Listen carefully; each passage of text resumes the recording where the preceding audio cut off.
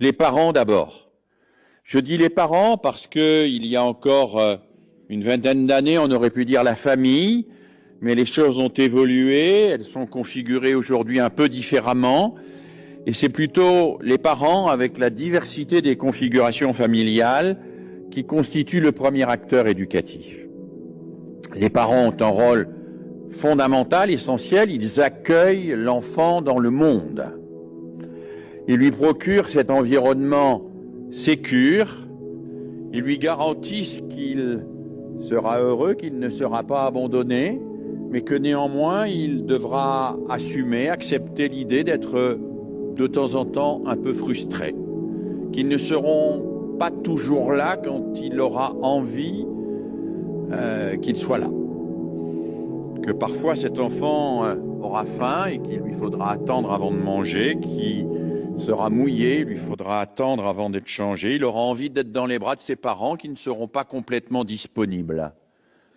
Cet enfant va apprendre petit à petit la frustration, mais une frustration heureuse, une frustration promesse, une frustration qu'il ne vivra pas dans le malheur, la douleur et la souffrance, mais qu'il vivra dans l'attente et dans l'espérance positive que ses parents non seulement ne l'abandonneront jamais, mais seront toujours là pour prendre soin de lui.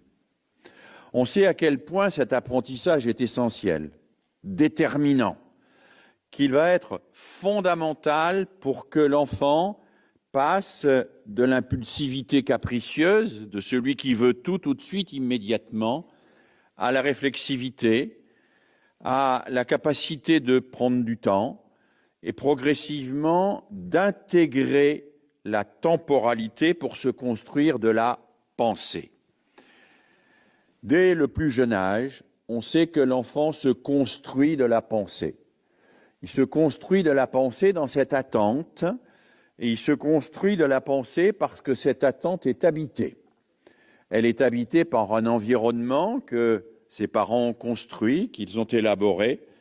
Elle est habitée par des paroles de confiance que, même s'il ne comprend pas, lui permettent d'être rassuré. Elle est habitée, cette attente, par la certitude d'être protégé, d'être aimé, par la certitude qu'il existe des adultes qui garantissent que son arrivée dans le monde est bien une arrivée heureuse. Malheureusement, nous le savons, tous les enfants n'ont pas la chance d'avoir cet environnement familial. Et peut-être nos sociétés ont-elles à réfléchir sur ce qui pourrait être fait pour aider les parents en difficulté à fournir cet environnement à la fois sécure et stimulant à l'enfant.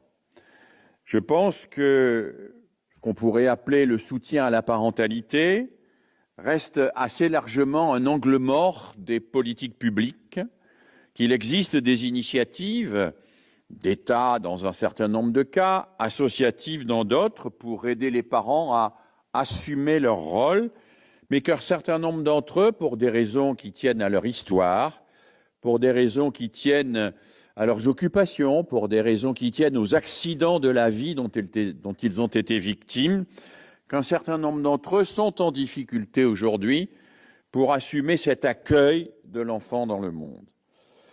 Et il nous faut, je crois, nous mettre en face de cette réalité-là.